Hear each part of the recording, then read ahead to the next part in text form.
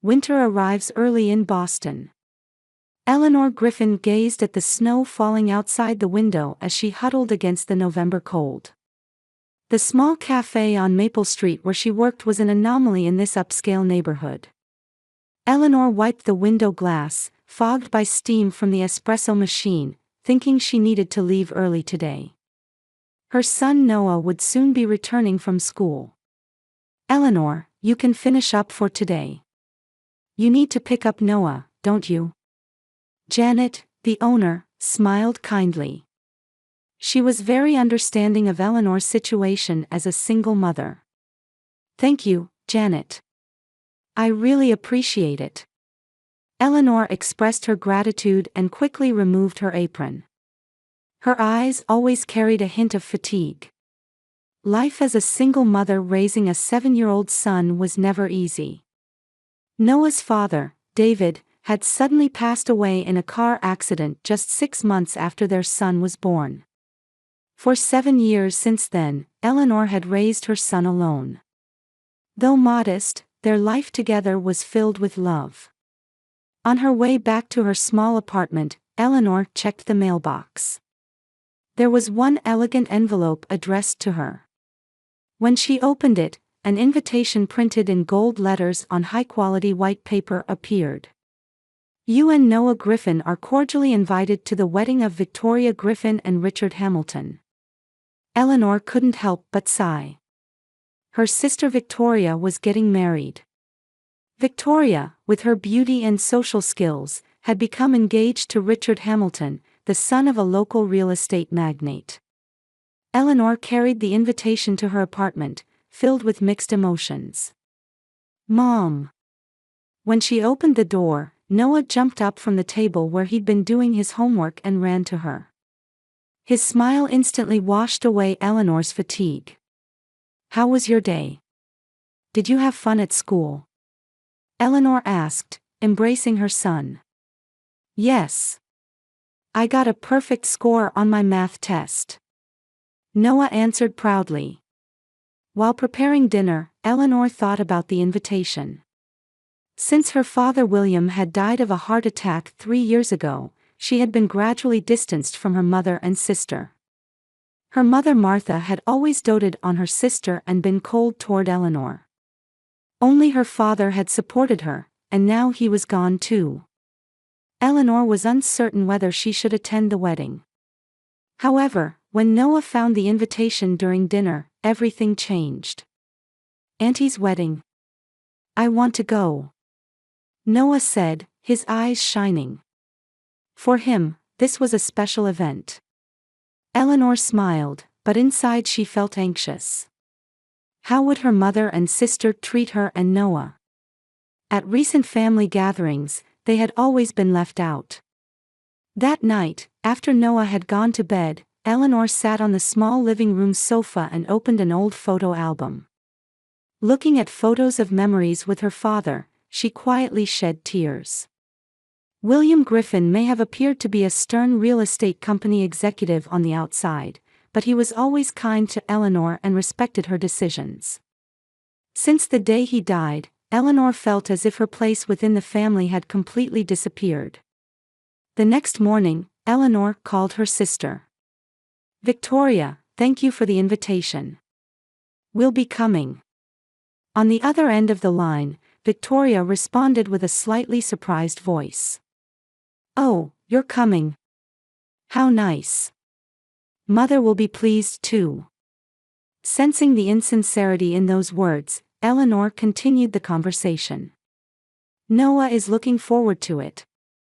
It is his aunt's wedding, after all." "Yes, of course. But, can you and your son come in proper attire? Richard's family members are all high society people." Those words hurt Eleanor's heart, but she answered calmly. "Don't worry. We won't embarrass you." After ending the call, Eleanor gazed at the snowy landscape outside the window. She resolved to attend this wedding for Noah's sake and for her late father. On the wedding day, the 5-star Regent Plaza Hotel in downtown Boston was adorned with elegant decorations. White roses and golden ribbons were gracefully arranged from the entrance to the main hall, and a crimson carpet was laid over the marble floor. Eleanor and Noah stepped out of the taxi and entered the hotel with nervous expressions. Eleanor had dipped into her savings to buy a modest navy blue dress for herself and a neat suit for Noah. Even so, compared to the lavish attire of the guests gathered in the lobby, the two of them clearly looked plain. The women were dressed in designer brand dresses, and the men were dressed in high-end tailored tuxedos. "Mom, everyone is so sparkly," Noah said in a small voice. His eyes reflected curiosity and a little fear. "Yes, they are. But it's okay. We were invited here, so we should hold our heads high." Eleanor gently put her arm around her son's shoulders. When they entered the ceremony venue, they were guided to seats at the back. In the church-like hall adorned with luxurious decorations, Victoria and Richard's wedding was conducted in a sacred atmosphere. The bride, dressed in a pure white wedding gown, shone like a princess from a fairy tale. After the ceremony, the guests moved to the grand ballroom on the top floor of the hotel. There, a vast space that could easily accommodate 300 guests was decorated in champagne gold. The light pouring down from the giant chandeliers on the ceiling made it seem like a dream world. Eleanor and Noah were guided to a small table at the edge. A card labeled "Griffin Family Relatives" was placed on the table, but Martha, Eleanor's mother, was not there. She was seated at the head table. As the reception began, luxurious dishes were served one after another. Noah's eyes sparkled as he tried the high-end cuisine he had never seen before. Though tense, Eleanor felt relieved seeing her son enjoying himself. Several times, she caught her mother's gaze, but Martha quickly looked away. After the meal and the cutting of the wedding cake, the master of ceremonies stood up. "Now, from the bride and groom, we have a special entertainment for all our guests." Music began to play, and the lights in the venue dimmed. Suddenly, a spotlight illuminated the table where Eleanor and Noah were sitting. They looked up in surprise. Victoria, gracefully wearing her pure white dress, approached from the central stage with a microphone in hand. There was a full smile on her face. However, Eleanor sensed something lurking behind that smile. "Everyone, thank you so much for coming to my special day," Victoria said in a sweet voice. "But there's one more special thing today. Please look.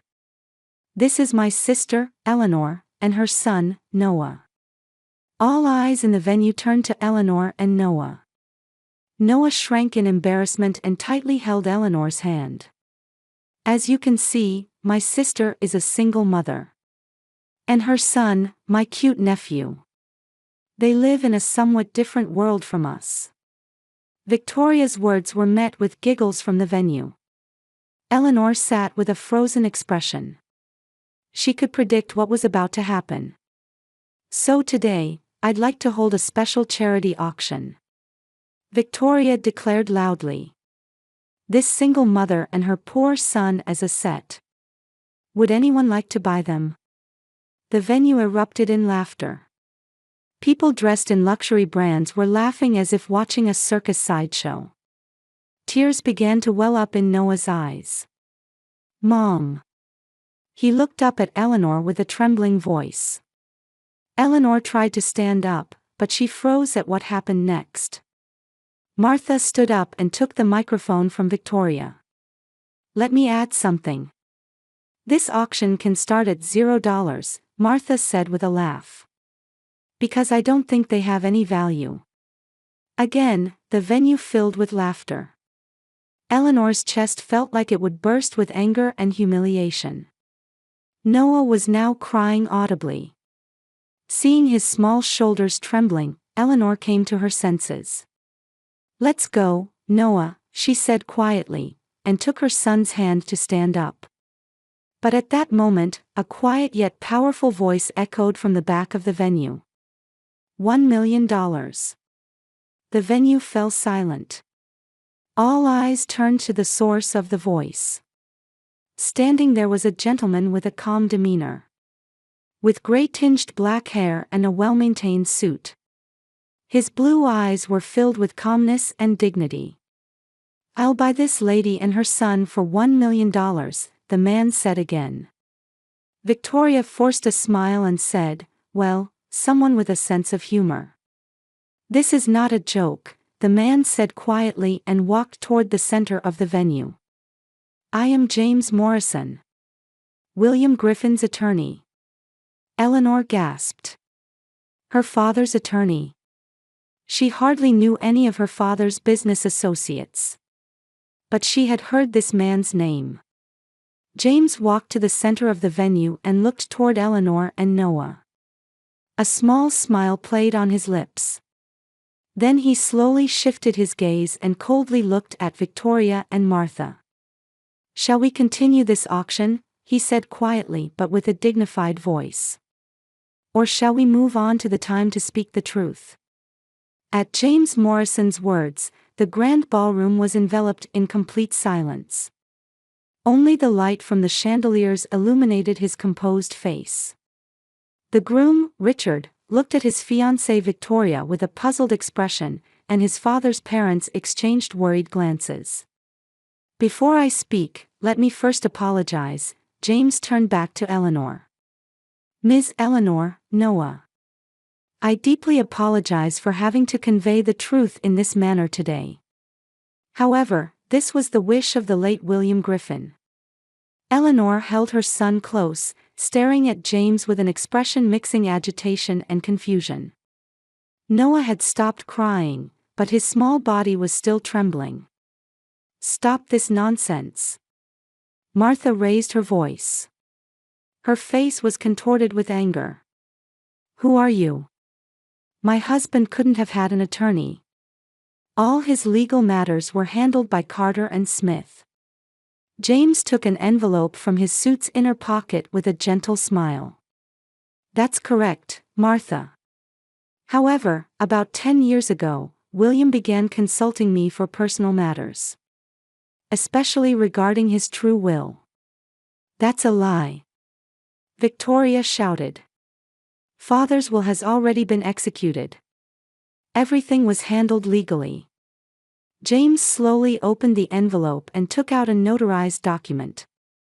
"Yes, the apparent will was indeed executed. But this is the real, legally valid final will. William, for special reasons, had prepared 2 wills." He held up the document and signaled toward the screen in the venue. The contents of the document were then displayed on the screen. Under the heading "William Griffin's Final Will and Testament," dated April 15, 2019, detailed clauses were written. The late William Griffin clearly expressed his intention to bequeath 85% of all his assets, all shares of Griffin real estate, and personal property to be equally divided between Eleanor Griffin and his grandson Noah Griffin. A murmur arose from the venue. Martha and Victoria turned pale and looked at each other. Richard's father grabbed his son's arm and whispered something in his ear. James continued, "The remaining 15% is left as living security for Martha Griffin, but she has no further rights. The management rights of Griffin real estate are completely transferred to Eleanor." He took out the next document. "And this is a record showing the flow of assets over the past 3 years. It includes evidence of illegal fund transfers made by Martha and Victoria." The screen displayed a complex array of numbers and bank transaction records. James continued his explanation impassively. Before William died of a heart attack, he was concerned about his health condition. And he worried about what might happen after his death. Especially, that Eleanor and Noah might be treated unfairly. Tears welled up in Eleanor's eyes. She hadn't known her late father had been so worried about her and had made such meticulous plans. She remembered the warm gaze she felt every time she looked at her father's picture. "William gave me instructions, after his death, to monitor Martha and Victoria's actions for 3 years and collect evidence. And to reveal the truth at the appropriate time, James said. He was proud that Eleanor was independent. That's why he wanted to see her living by her own strength. But at the same time, he also wanted to ensure that the inheritance she rightfully deserved would certainly reach her hands. Martha stood up, trembling with rage. This is complete nonsense. I was William's wife. I am the one who has the right to inherit his company's shares. Legally, that's not correct, James replied calmly. This will is legally valid and has already been submitted to the court. In fact, a judge is present here today. He nodded to a stern-faced man sitting in a corner of the venue. The man nodded slightly. This is complete fraud. Victoria shouted. We've done nothing wrong. James took out the last envelope. Then, shall we hear William's own words? He took a letter from the envelope and began to read quietly. Dear Eleanor and Noah. If you're reading this letter, it means James has acted according to my instructions. And probably, you are confused right now. First, I'm sorry. I want to apologize for not revealing the truth to you for these 3 years. But there's a reason for this. I wanted to confirm your strength and ability to raise Noah. And I wanted to expose Martha and Victoria's true nature to the world. They have been manipulating me for years, trying to use the company's assets for themselves. When my health deteriorated, they had already made their next plan. To exclude you from the company and cut you off from the inheritance. But you are my true successor. Your honesty, strength, and above all, kindness. These are the most important qualities in business too. Noah is growing up to be a wonderful child. It's all thanks to your love and dedication. Griffin Real Estate is yours, Eleanor. And in the future, it will be Noah's. No matter what your mother and sister try to do, this will is legally valid. Trust James. He is my most trusted friend and will protect you. Finally, one more thing. I'm always proud of you, Eleanor. And Noah, Grandpa is always watching over you. With love, Dad. When James finished reading, the venue was enveloped in complete silence. Tears were streaming down Eleanor's cheeks. Noah was looking up at his mother with a curious face. Mom, did Grandpa remember me? He asked in a small voice. Eleanor answered while hugging her son, yes, of course. Grandpa always loved you. The blood had completely drained from Martha and Victoria's faces. Richard's father stood up and said in an angry voice. What is this? I was about to have my son marry into a family of fraudsters. Richard stared at Victoria with a stunned expression. His eyes reflected sadness and anger of betrayal. James approached Eleanor's seat and said quietly, Ms. Eleanor, Noah, let's leave this place. All legal procedures are already in progress. There's still much you need to know. Eleanor stood up and took Noah's hand. She surveyed the venue with a quiet dignity. The figures of her mother and sister no longer registered in her eyes. What passed through her heart was gratitude toward her father and a determination for the new life about to begin. James's black sedan quietly drove away from the back entrance of the Regent Plaza. Sitting in the passenger seat, Eleanor gazed at the city lights outside the window while putting a coat over Noah, who had fallen fast asleep in the back seat. Various emotions were swirling in her heart. Love for her father, anger and sadness toward her mother and sister, and above all, the shock that everything had been a lie. You must be tired, James spoke quietly. I've booked a hotel for tonight. The legal procedures will begin in earnest tomorrow, so please rest well. Eleanor took a deep breath before asking, why didn't he tell me anything? James thought for a moment before answering, William wanted to protect you. He had seen through Martha and Victoria's schemes but avoided direct confrontation. When his health deteriorated, he anticipated what they would do. But why 3 years? That was William's plan. He wished for you to stand on your own feet. And he was waiting for Martha and Victoria to hang themselves by their own actions. James continued with his gaze fixed on the road. He knew you would raise Noah admirably. And he also knew you had the qualities to take over the company. Eleanor quietly wiped away her tears. I never knew Father believed in me so much. He was always proud of you. He often told me, Eleanor is strong. No matter what happens, she can stand up. The next morning, Eleanor visited James's office with Noah. Various legal documents were already prepared there. Court orders, temporary injunctions, asset freezing documents. James had prepared everything. William's true will has already been submitted to the court and authenticated, he explained.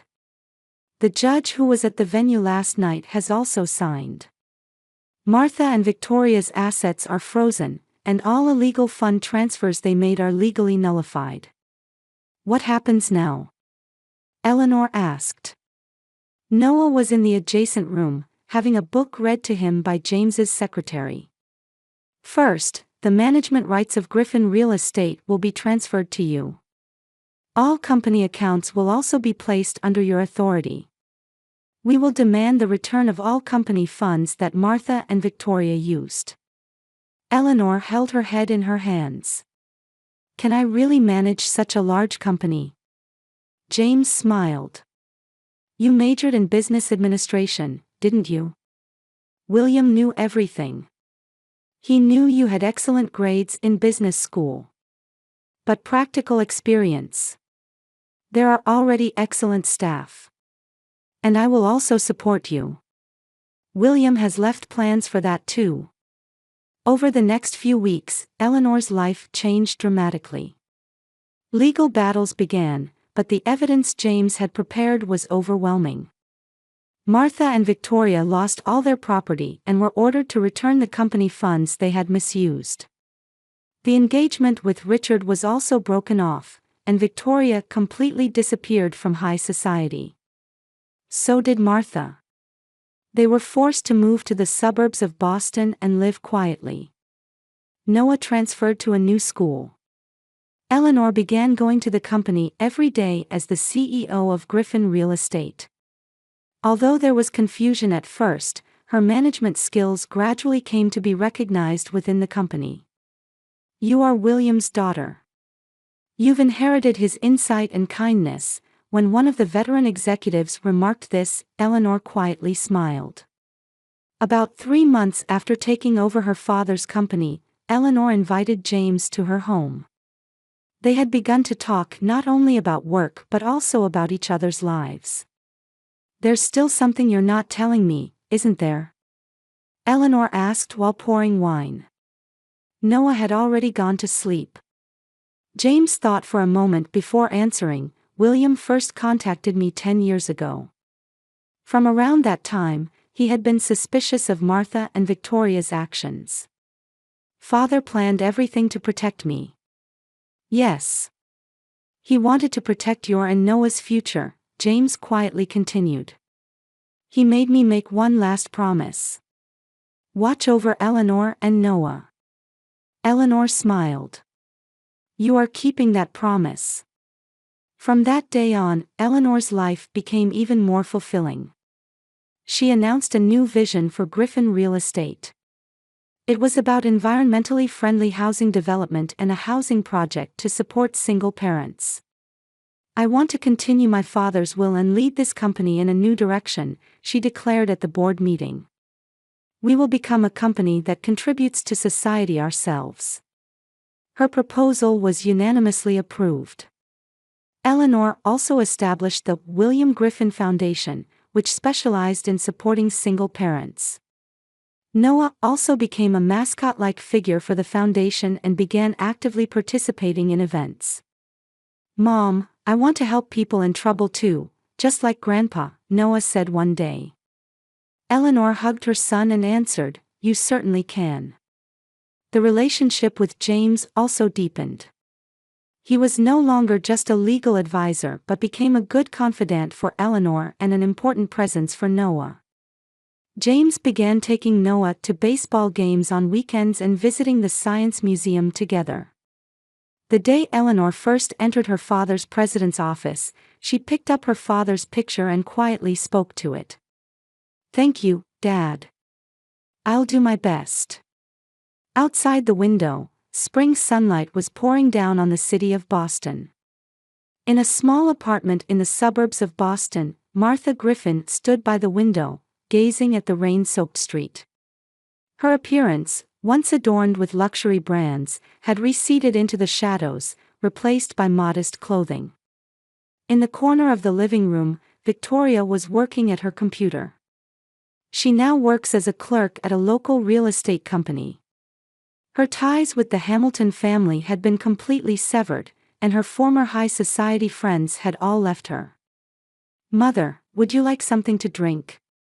Victoria looked up and asked. Her expression no longer showed the arrogance of the past. "Thank you, I'll have some tea," Martha answered with a sigh. A year had passed. Their lives had completely changed. From a luxurious mansion to a small apartment, from luxury cars to public transportation. Above all, they had to make a living by their own hands for the first time. That afternoon, they visited Eleanor's office. A plate reading, "Griffin Real Estate, President Eleanor Griffin," shone on the office. "Sorry to keep you waiting," the secretary said. "Please come in." When they opened the door, there was Eleanor facing her desk. She had transformed from a modest woman in a cafe uniform to a confident businesswoman. From the window, the Boston cityscape could be seen in its entirety. "Mother, Victoria," Eleanor stood up to greet them. There was no hostility in her attitude, only a quiet dignity. "It's been a while, Eleanor," Martha said. Her voice was trembling. "I wanted to see you." "Please sit down," Eleanor indicated the sofa. As Martha and Victoria sat down, Eleanor took a seat opposite them. "We came to apologize," Victoria said quietly. "We did terrible things to you and Noah. What happened at the wedding, and about Dad's inheritance. That's in the past," Eleanor replied. "What matters is what we do now." "What do you mean?" Martha asked anxiously. Eleanor took out some documents. "This is a new arrangement I've prepared. It guarantees rent and living expenses. I intend to recognize the 15% rights that Dad originally left for you, Mother." Martha and Victoria looked at the documents with surprised expressions. "Why?" Victoria asked with tears in her eyes. "After what we did to you." Eleanor gazed out the window. "Because that's what Dad wanted. He valued family. And, for Noah, his grandmother and aunt are important." The two were speechless. "But there's one condition," Eleanor continued. "Meet with Noah once a month. He has the right to know his grandmother and aunt." Tears flowed from Martha's eyes. For the first time, she felt genuine love for her grandson. On Christmas night, Eleanor's new home was wrapped in warm light. Around the Christmas tree were Noah's friends, Griffin Real Estate employees, and special invited guests including Martha and Victoria. A toast, James raised his glass. "To a wonderful future." Eleanor smiled as she looked at him. Their relationship was gradually changing from business partners to a special bond. By the snowy window, Noah picked up his grandfather's picture. "Mom, I never met Grandpa, but he must have been a good person, right?" Eleanor hugged her son. "Yes, your grandpa was the best person. And even now, he's watching over us." Outside the window, snow continued to fall quietly on the city of Boston.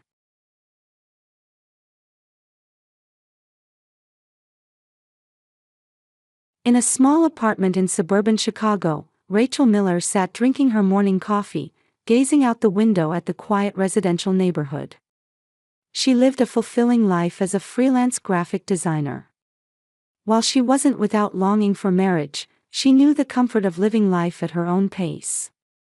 Her living space on the first floor of the two-story apartment wasn't large, surrounded by cream-colored walls, but it was warmly decorated with art pieces and plants that she cherished. When her cell phone rang, Rachel was just working on sketches for a new project. Seeing Emily displayed on the screen, she smiled. She had always been close with her younger sister Emily since childhood. "Rachel, thanks for all your hard work," Emily's voice sounded a bit tense.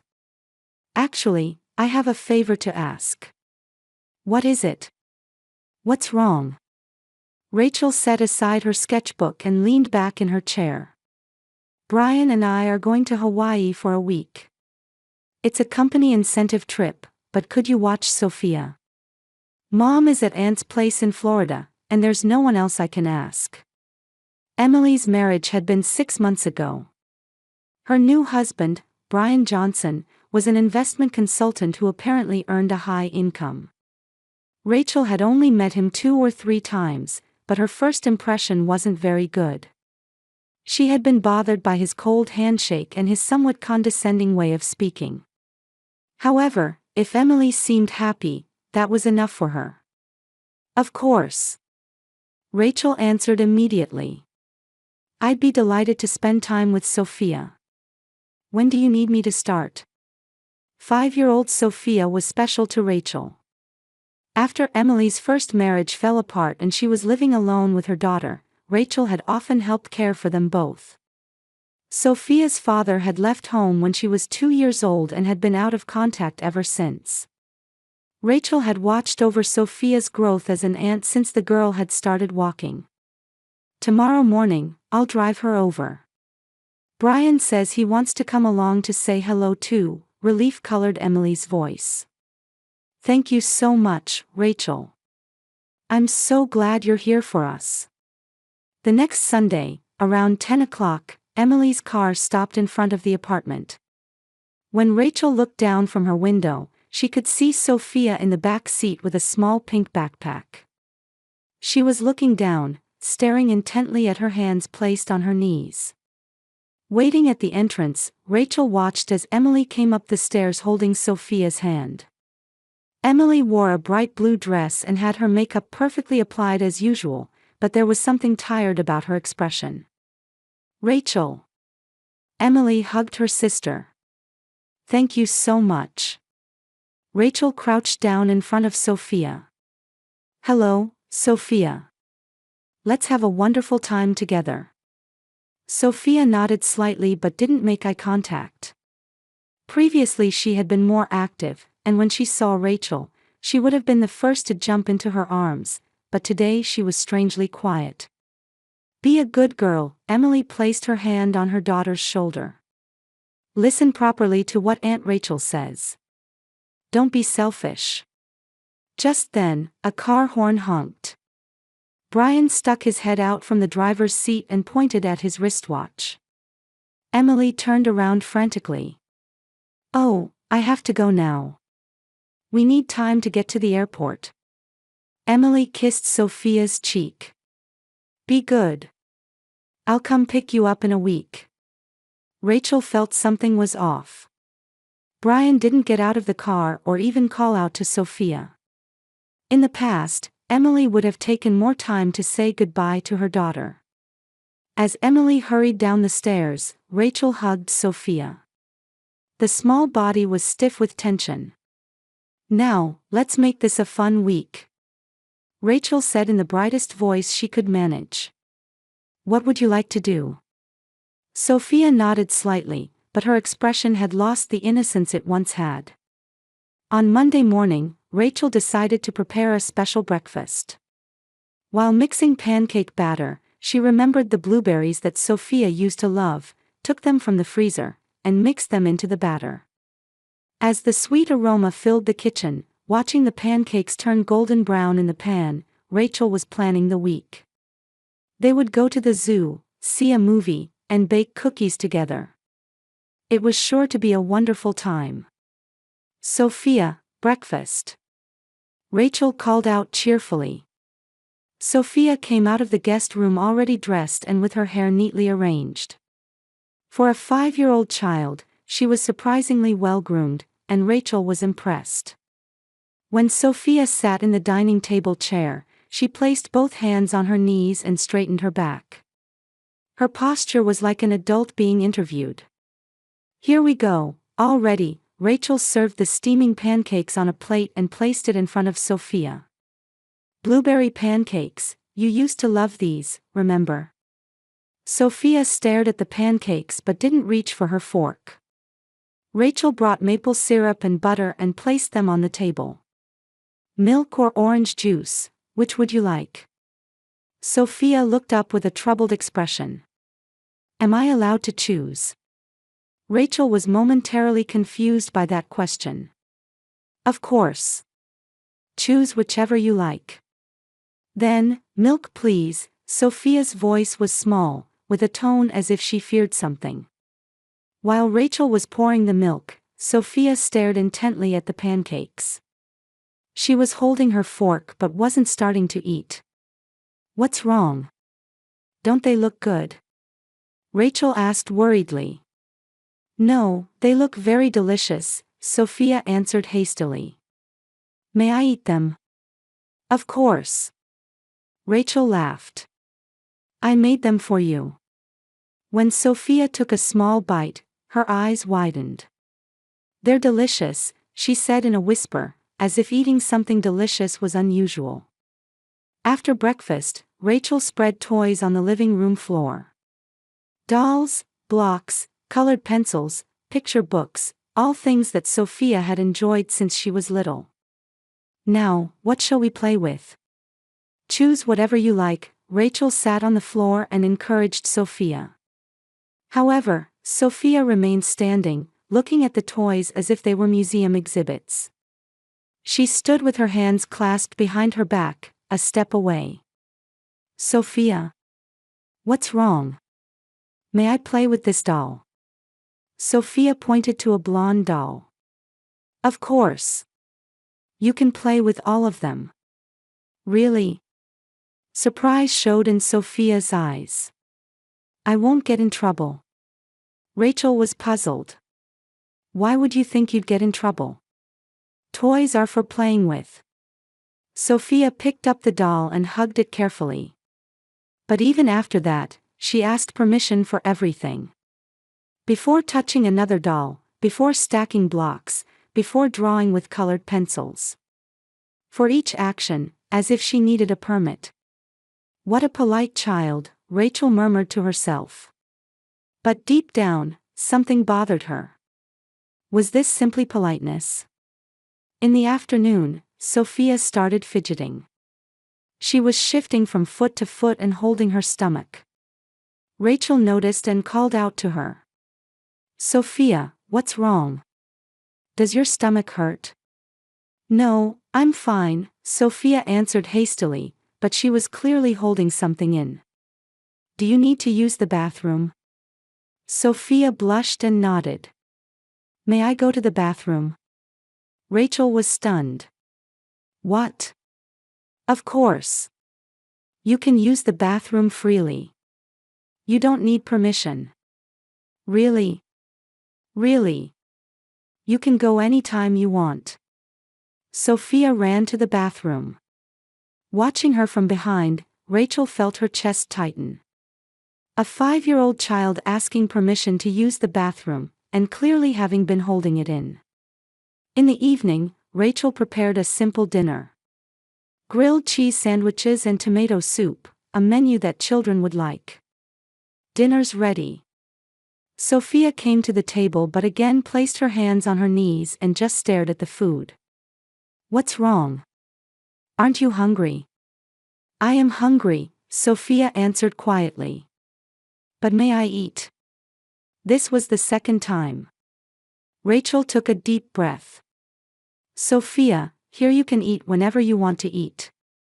You don't need permission." But if I'm not a good girl? Sophia's voice was trembling.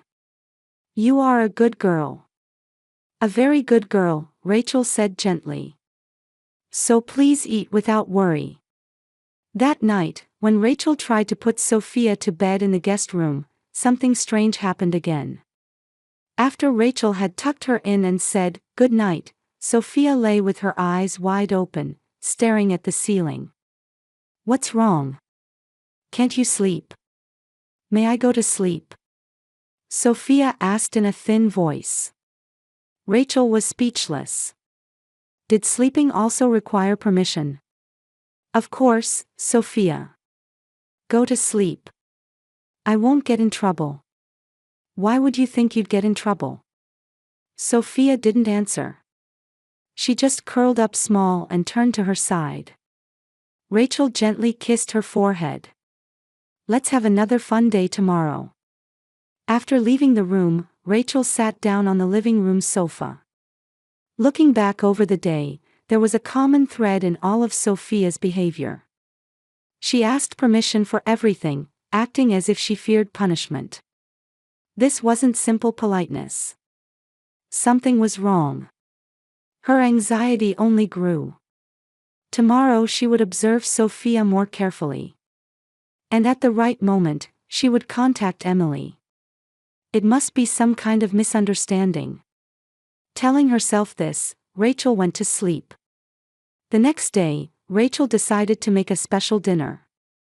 Standing in the kitchen, she thought back over Sophia's behavior since yesterday. Too quiet, too obedient, acting as if she was afraid to have her own will. Tonight she would make something heartwarming that the girl would like, to help her relax even a little. Rachel chose beef stew. Tender stewed beef and vegetables with rich brown sauce. It was the taste of memories from when their mother used to make it for them as children. Both Emily and Sophia should have loved this stew. She cut the beef into bite-sized pieces, coated them with flour, and carefully browned them. She sautéed onions until they were amber-colored, then added carrots and celery. She added a little red wine for aroma, then simmered slowly with tomato paste and beef stock. The stew, carefully prepared over 2 hours, filled the entire apartment with wonderful aromas. Sophia, dinner will be ready soon, Rachel called out. It turned out very delicious. Sophia had been quietly reading a picture book in the living room. She carefully closed the book and returned it to its proper place before heading to the dining table. Even that meticulousness gave an impression unlike a 5-year-old child. Rachel spread a white tablecloth on the table and set it more carefully than usual. She filled deep plates generously with stew and served it with butter rolls and fresh salad. Sophia's portion was specially prepared with vegetables cut smaller for easy eating. She also prepared orange juice, making the table look like a restaurant. Here's dinner. Rachel called out brightly, satisfied with how the meal had turned out.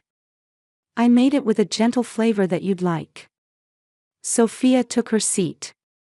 But as always, she placed both hands on her knees and just stared at the stew. Faced with the steaming dish, she remained motionless like a statue. She didn't even reach for her spoon. Rachel sat in the opposite seat and took a bite of her own stew. It turned out delicious. I'm sure you'll like it, she smiled at Sophia. However, Sophia showed no signs of eating. She just continued staring at the stew. Something like fear floated in her expression. Sophia. Rachel put down her fork. What's wrong? Does your stomach hurt? Sophia shook her head. No, I'm fine. Then why aren't you eating? Worry crept into Rachel's voice. Doesn't it look good? Would you like to try a taste? Sophia slowly looked up. In her eyes was a deep anxiety unlike anything Rachel had ever seen before. It was an expression as if she was waiting for something terrible to happen. Aunt Rachel. Sophia's voice was trembling. Am I allowed to eat today? The moment those words echoed in the air, Rachel felt as if her breath had stopped. Am I allowed to eat today? A question as if eating was an act that required special permission. As if she was normally forbidden to eat. Of course, Rachel answered with a trembling voice. Of course you are. You can eat as much as you like. She stood up and moved to sit beside Sophia. Placing her hand on the small shoulder, she smiled gently. Sophia, you're allowed to eat every day, anytime. That's normal. At that moment, large tears overflowed from Sophia's eyes. As if a dam had burst, tears streamed down her cheeks. Really? Her voice was hoarse. It's not punishment. Punishment. That word grabbed Rachel's heart like a claw. A 5-year-old child thinking that eating was punishment. No, thinking that not eating was punishment. Sophia began crying aloud. Her small body shook as the emotions she had been holding back poured out all at once. Rachel immediately embraced Sophia. The small body was trembling like a bird. It's okay, it's okay. Everything's going to be okay now. If I'm not a good girl, I don't get food, Sophia said through her tears. Papa Brian says so. He says selfish children are like animals, so they should endure like animals. Rachel felt her blood run cold. Brian. Emily's new husband. He had been withholding food from a 5-year-old child. Yesterday, I dropped a plate, Sophia continued, sniffling. But Aunt Rachel gave me pancakes, and I really didn't know if it was okay to eat them. Sophia, Rachel cupped her face with both hands. You didn't do anything wrong. Dropping a plate is an accident. Being deprived of meals for that is absolutely wrong. But Papa Brian said. Brian is wrong, anger was contained in Rachel's voice. But she carefully modulated it to sound gentle to Sophia. You have the right to eat 3 proper meals every day. That's your natural right as a child. Sophia shook her head. But Mama says the same thing. She says if I'm not a good girl, I can't grow up. Emily. Her sister was also complicit. Rachel's hands shook with anger. But now was the time to stay calm. She needed to heal Sophia's heart first so the child could feel safe. Sophia, listen carefully, Rachel looked into her eyes. You are a very good girl. But even if you make mistakes, you don't lose the right to eat. That's the most basic human right. Really? Really? I promise, Rachel kissed Sophia's forehead. From now on, for this whole week, you can eat as much as you want. Breakfast, lunch, and dinner. You can even have snacks. Hope lit up in Sophia's eyes. Snacks too. Snacks too, Rachel smiled. Ice cream, cookies, whatever you want to eat. Sophia began crying again, but this time they were tears of relief. Rachel held her while making a vow in her heart. She would never return this child to that house again. No matter what Emily and Brian said, Sophia's safety would be the top priority. Now, the stew is getting cold, Rachel said gently. Let's eat together.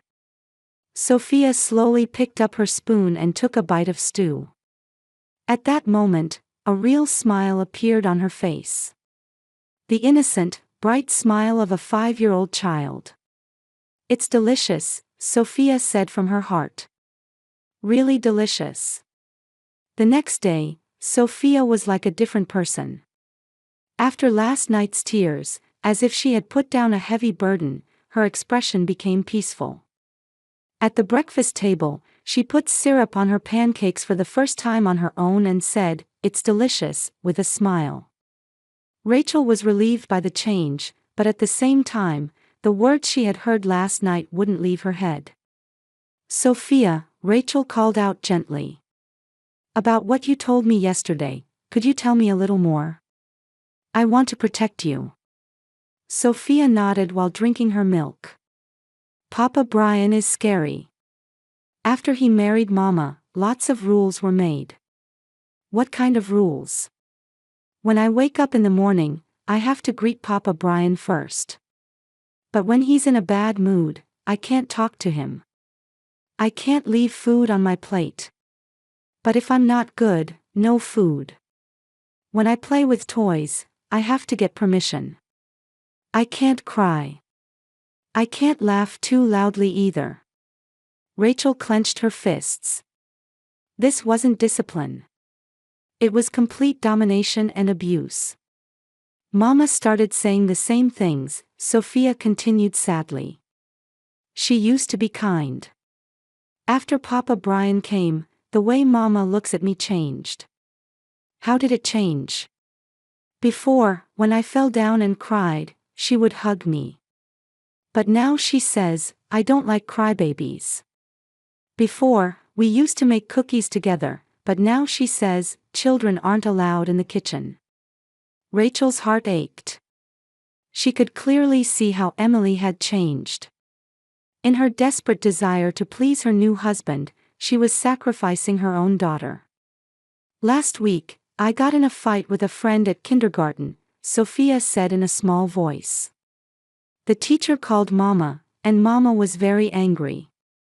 When I got home, Papa Brian said, problem children don't get dinner, and I couldn't eat anything that day. All day? Yes. When I cried because I was hungry, he said, if you cry, we'll skip another day. Rachel stood up and turned toward the window. It was to hide her voice trembling with anger. Making a 5-year-old child fast for a full day was nothing but abuse. In the afternoon, while Sophia was napping, Rachel called Child Protective Services. The worker took notes with a serious expression and promised, we'll start an investigation as soon as possible. Next, Rachel also contacted a lawyer to find out what procedures would be necessary to legally protect Sophia.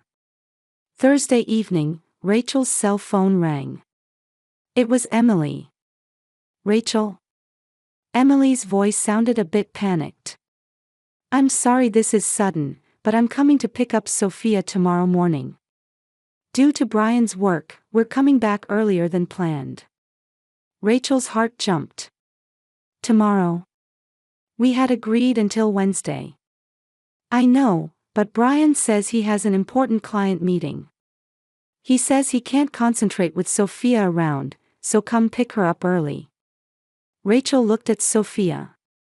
She was watching TV while eating cookies, showing the innocent, childlike expression Rachel had seen for the first time in 3 days. Sophia has been very good. Couldn't she stay a little longer? No. Brian is waiting. I'm coming to pick her up at 10 in the morning, so have her ready. After the call ended, Rachel approached Sophia. Sophia, Mama called. She's coming to pick you up tomorrow. The color drained from Sophia's face. She dropped the cookie she was holding and said in a trembling voice, I have to go home already. It looks that way. Aunt Rachel, tears welled up in Sophia's eyes. I want to stay here. I don't want to go home. Why not? Rachel already knew the answer, but she wanted to hear it in Sophia's own words. Papa Brian will be angry. He'll definitely say I was a bad girl at Aunt Rachel's house. Then there will be punishment again. What kind of punishment? No food, or being locked in my room. The worst is when Mama says, I don't need you anymore. Rachel hugged Sophia. It's okay. I'll protect you. That night, Sophia cried, I want to stay here. Rachel stayed by her side all night, stroking her hair and singing songs. But Sophia herself dimly sensed it too. Tomorrow, those days of fear would begin again. Friday morning, at exactly 10 o'clock, Emily and Brian arrived. Rachel was waiting at the entrance, but Sophia was hiding in the guest room. Sophia, "We're here to pick you up," Emily called out brightly, but there was no response. When Rachel went to the guest room, Sophia was curled up small in the corner of the bed.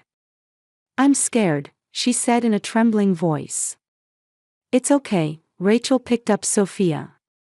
But in her heart, she had already made her decision. She couldn't hand this child over. When they returned to the living room, Brian was looking at his wristwatch irritably. "What's all this dawdling about? Get in the car right now." Sophia hid behind Rachel, trembling. Emily also said in a cold voice, "Sophia, don't keep Papa Brian waiting. Hurry up." "Wait a minute," Rachel stood up. "I need to talk to you." "Talk." Emily frowned. "Sophia asks permission to eat. A 5-year-old child asks if it's okay to eat. This is abnormal." Brian's face turned cold. "Of course she should. Children without discipline are the same as animals. Meals are a privilege, not a right."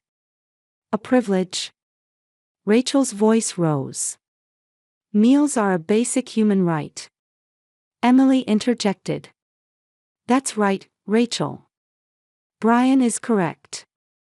You don't have children, so you wouldn't understand, but modern children are spoiled too much. They need strict discipline." Rachel stared at her sister. This was brainwashing. Emily was completely under Brian's influence and didn't realize how abnormal her behavior was. "Emily, you weren't like this before. You used to love Sophia." "I still love her. That's exactly why I want to raise her properly." There was conviction in Emily's eyes. Frighteningly, she truly believed this. Brian stood up. "Enough of this useless talk. Sophia, get in the car. Right now." Sophia started crying. "Aunt Rachel, help me." At that moment, Rachel made her decision. "I'm not giving Sophia back." "What did you say?" Emily raised her voice. "I'm calling the police. This is abuse." Rachel took out her cell phone. Brian was furious. "Abuse? Don't be ridiculous. This is proper discipline.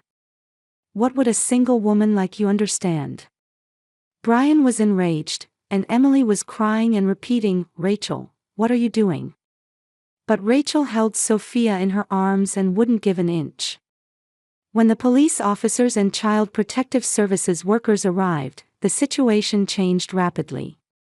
Sophia was frightened at first, but encouraged by a kind female worker, she found the courage to talk about her experiences. "Even when I'm hungry, if I'm not a good girl, I don't get food. When I cry, I get locked alone in my room." Though her voice was small, her testimony was decisive. Brian was arrested. In addition to child abuse charges, the investigation revealed investment fraud, and his true nature was exposed. Emily was questioned as an accomplice but received a suspended sentence and was required to undergo counseling. Sophia was temporarily placed under Rachel's protection. For the first few weeks, she would wake up from nightmares in the middle of the night. But each time Rachel gently held her and said, "It's okay, I'm here," Sophia's heart healed little by little. 6 months later, Emily visited the apartment. Through counseling, she had come to understand how wrong she had been. "Rachel, I'm sorry," Emily apologized through tears.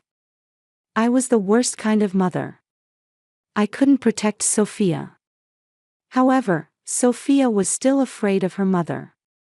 When Emily tried to approach, she would hide behind Rachel. "She needs time," Rachel told her sister. At Sophia's pace. A year later, Rachel officially became Sophia's foster parent. When the judge announced approval in court, Sophia said for the first time, "Aunt Rachel, I love you." Rachel embraced her with tears in her eyes. More than blood ties, they had learned that love and protection were the true bonds of family. One night, when Rachel made beef stew for dinner, something happened. When Sophia sat at the table, she said, "Let's eat," with a beaming smile. Then she enthusiastically brought the spoon of stew to her mouth. "Delicious." Sophia laughed happily. "Aunt Rachel, let's eat together again tomorrow too." "Of course," Rachel smiled. "Let's eat together every day." Outside the window, snow had begun to fall, but inside the small apartment was wrapped in warm light. For the two of them, this was the beginning of a real family. Emily visited from time to time, slowly trying to repair her relationship with her daughter, but Sophia's safe place was here. Sophia is now 8 years old. At school she's known as a bright and active child with many friends. Sometimes she remembers the old days, but having Rachel nearby gives her peace of mind. "Aunt Rachel," Sophia said one day, "when I grow up, I want to be like you. Someone who helps children in trouble." Rachel hugged her daughter. Sophia's future was bright and full of hope. And that was exactly why Rachel had continued to fight.